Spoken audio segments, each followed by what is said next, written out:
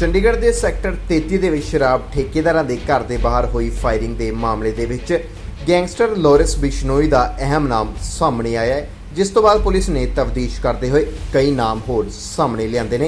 Police ने इस मामले दे विच प्रोडक्शन वारंट भी कटिया है, जिस तो बाद मोबाइल फोन, पिस्टल अते जिंदा कारतूस बरामद किया गया।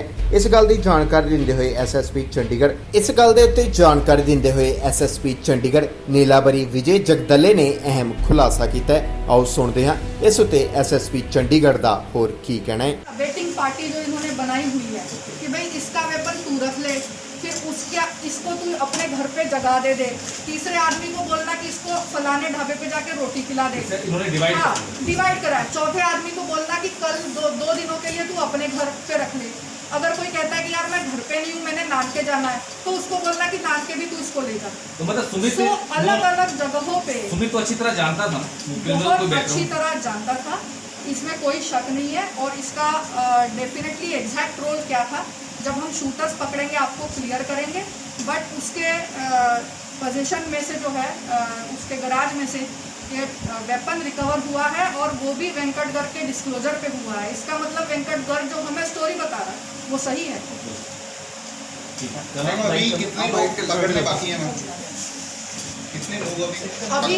अभी 4 शूटर्स सेक्टर 33 के वारदात के पकड़ने बाकी है, और 2 शूटर्स सेक्टर 9 के वारदात के पकड़ने बाकी है। Only shooters. उसके अलावा कई लोग ऐसे हो सकते हैं जिन्होंने और भी इनको इस टाइप की लॉजिस्टिक्स में हेल्प की हो, किसी को घर में पनाह दी हो, किसी को कार प्रोवाइड की हो, किसी को 2 व्हीलर प्रोवाइड की हो, किसी को रेकी में मदद किया। वेपन ट्रांसपोर्टेशन में अभी तक 3 लोगों के नाम फिगर हुए हैं कि जिन्होंने वेपन ट्रांसपोर्टेशन में हेल्प की है। सो ऐसे कितने लोग हैं ये कंफर्म नंबर बताना पॉसिबल नहीं है, बट 4 शूटर 33 के और 2 शूटर 9 के 6 लोग पकड़ने का। मैम कोई और भी इनकी लिस्ट में था सिटी से? अगर हम चंडीगढ़ से बात करें, वर्जन में businessman who were on their target. इनके इंट्रोगेशन में एक और आदमी का नाम आया था, बट उसकी सुरक्षा के कारणों की वजह से मैं उसको डिस्क्लोज नहीं कर सकती शूट करने के लिए। और 2 लोगों का टीम फॉर्म किया गया था सेक्टर 9 में फायरिंग करने के लिए। बट जैसे सिंगला के घर में 2 अलग टीम उन्होंने रैकी करी थी, जैसे ये जो पकड़े इन्होंने भी रैकी करी थी, और जो एसएलएन से जो भागे हुए उन्होंने भी रैकी करी थी।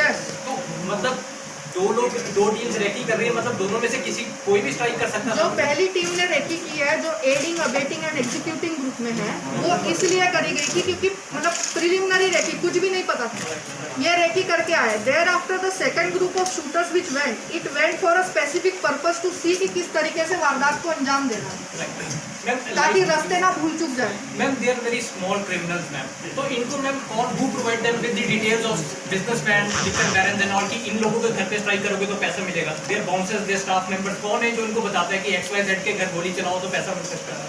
ये चीज़ तो क्लियर, क्रिस्टल क्लियर ट्रूथ है। It's all beyond the it's all below the sun. Why do anybody has to tell anybody कि इनके घर में पैसा है? तो सभी को पता है कि चंडीगढ़ में रईस लोग कौन है, पैसे वाले लोग कौन है। ये तो it's a matter of general information, everybody knows। and there is a trend if you see in the Punjab, in various districts, Patiala में देखो, होशियारपुर में देखो, मतलब ऐसा नहीं कि सिर्फ इनका नाम ले रही तो यहीं पे है। हरियाणा में भी देखो, कुरुक्षेत्र में GT रोड पे जितने लिकर वेंस है कितनों ही पे फायरिंग हुई है। So it's a kind of trend that they have set up कि लिकर वेंस और लिकर बैरन्स पे जो है फायरिंग करो। एंड मैम ये जो लोग हैं इनको रोप इन करते हैं इस क्राइम के लिए, तो आप ये प्रॉमिस हम मनी की पैसे देंगे, या ये बस इस लाइफस्टाइल से their interest with the gangster lifestyle जो लोगों को लगता है कि बड़ा हाइप हो जाती है कि Lawrence both the things। Number 1 is on social media they create their larger than life image, as if they are पता नहीं क्या है जिन्हें पंजाबी कहते हैं ना हवा बना देते हैं, जबकि they are nothing but criminals and we need not give them big nomenclatures कि इनका तो फॉलोइंग है, फैन फॉलोइंग है। It's a big I would say कि ये बहुत ज़्यादा मिसगाइडेड यूथ है। अगर वो इनको फॉलो कर रही है तो उनको ये पता ही नहीं है कि किसको फॉलो करना चाहिए। आप सोशल मीडिया पे देखो इनकी फॉलोइंग हो रही है, which is a very very bad trend for us as a society. And ma'am ये सारे जितने लोग अभी तक पकड़े गए हैं they were directly in touch with Lawrence Bishnoi की ये सिर्फ दीपू बलूड़ के थ्रू मतलब दीपू बलूड़ के कॉन्टैक्ट में थे, या वो जो पहले लड़का पकड़ा है अम्बाला वाला उसके कॉन्टैक्ट में? जो वेंकटगढ़ पकड़ा था अम्बाला से, उसने हमें मोबाइल्स उसके रिकवर करवाए हैं, और उसने हमें बताया है कि उसके मोबाइल में लॉरेंस के साथ उसकी जो डायरेक्ट बातें हुई है उसके रिलेटेड एविडेंस है। मोबाइलों को हमने छेड़ा नहीं है, हम उसको CFSL भेज रहे हैं। सो वेंकट तो 100% इन टच था, दीपू भी 100% इन टच था, और बाकी जो लड़के पकड़े हैं उनमें से भी 2 लड़कों के साथ डायरेक्टली बात होती थी एज पर इंटरोगेशन।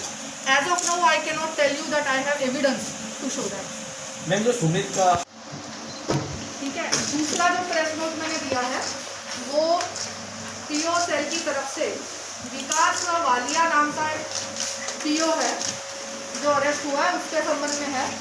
वो प्रेस नोट सेल्फ एक्सप्लेनेटरी है, उसके बारे में मुझे ज़्यादा बताने की ज़रूरत नहीं है। तो सेक्टर 33 वाला जो है उसके बारे में मैं आपको बता देती हूँ।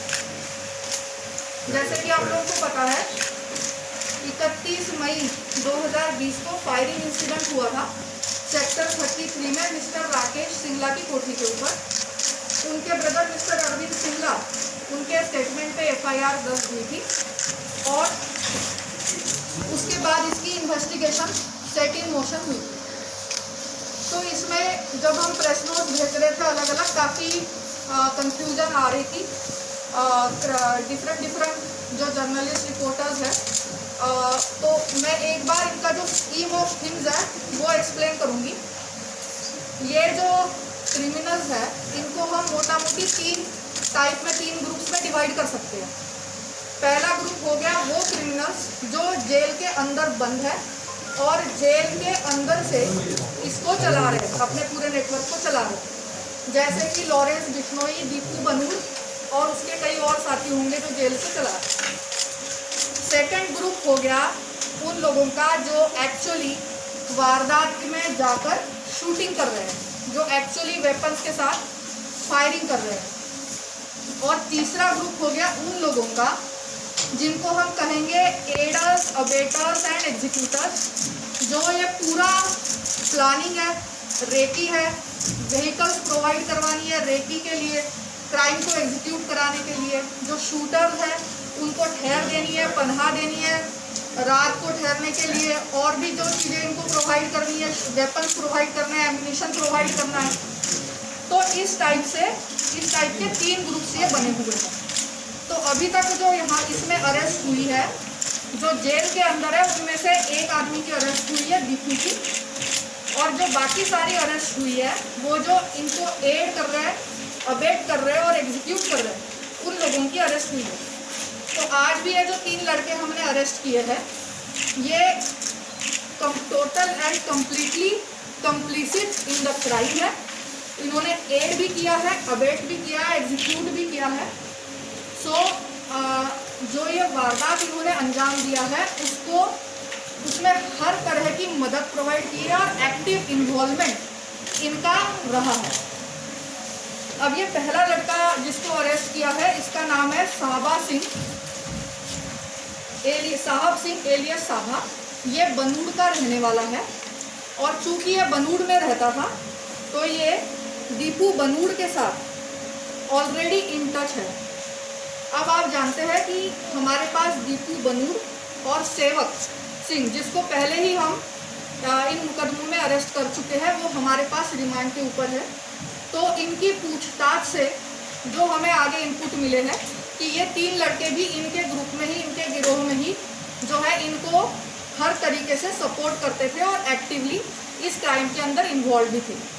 तो इस साहबा जो है ये अराउंड 38 ईयर ओल्ड है, मैरिड है, इसका एक बच्चा है, 8वीं पास है, और ये खेती बाड़ी का काम करता है बनूड़ में। और ये इनके कॉन्टैक्ट में आया और इनको हर तरीके से, इस ग्रुप को हर तरीके से मदद ये प्रोवाइड करता है।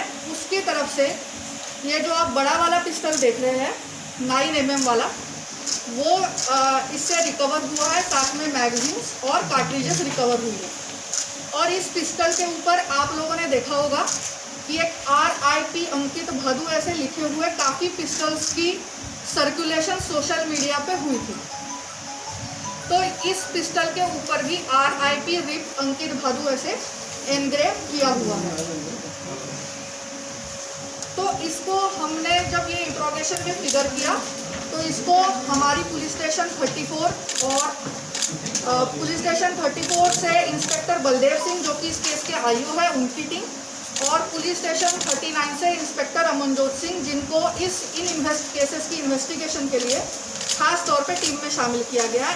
इन्होंने इनकी इंट्रोगेशन की और साहबा के बारे में पता लगाया। साहबा को क्वेश्चनिंग के लिए यहाँ पे लाया गया और क्वेश्चनिंग के दौरान उसने जब इंकशाफ किया कि उसने इस तरीके का एक पिस्टल और मैगजीन जो अपने सेक्टर 50 का फॉरेस्ट एरिया है उसमें छुपा के रखा हुआ है। बड़ी ही इंटरेस्टिंग बात है कि इसने वहाँ पे क्यों रखा, क्योंकि लॉकडाउन के दौरान, कर्फ्यू के दौरान जो चेकिंग चल रही थी जहाँ पे लोग रहते हैं वहाँ पे भी जो है इनको लगा कि शायद चेकिंग होगी और उसमें हम पकड़े जाएंगे अगर हम बाहर निकलेंगे या कहीं और रखेंगे, कोई बोल ना दे हमारे बारे में, तो इसने वहाँ पे रखा है। तो इसके इंकशाफ के ऊपर ये पिस्टल रिकवर किया गया। उसके बाद इसमें हमारी इंट्रोगेशन में जो है 2 लड़के और फिगर हुए जिनको भी हमने हमारी पुलिस स्टेशन 34 की टीम ने अरेस्ट किया हुआ है।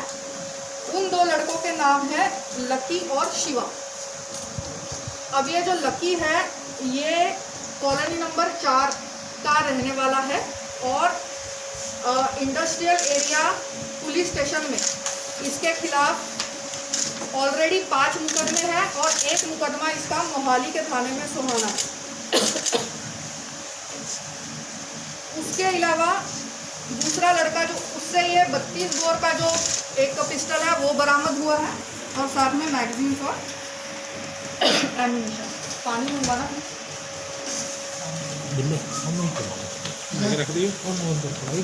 सो ये जो लकी है इसका भी जो सेक्टर 33 का फायरिंग इंसिडेंट है उसमें जो रेकी की गई थी वो 2 ग्रुप की तरफ से की गई थी।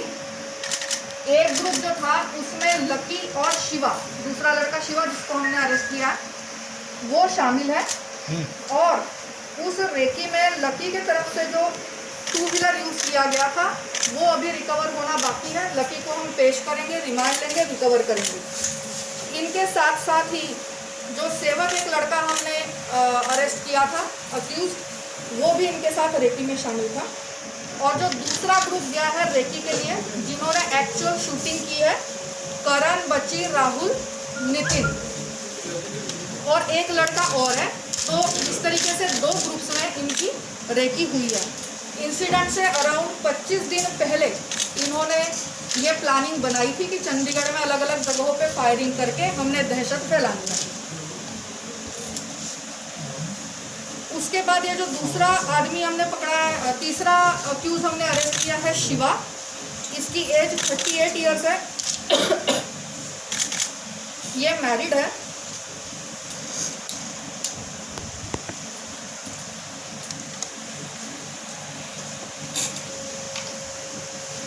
ये मैरिड है। इसने ये +2 पास है और उसके बाद इसने मैकेनिकल में डिप्लोमा भी किया हुआ है और म्यूनिसिपल कॉरपोरेशन चंडीगढ़ में ये बतौर प्यून काम करता है कॉन्ट्रैक्चुअल बेसिस पे।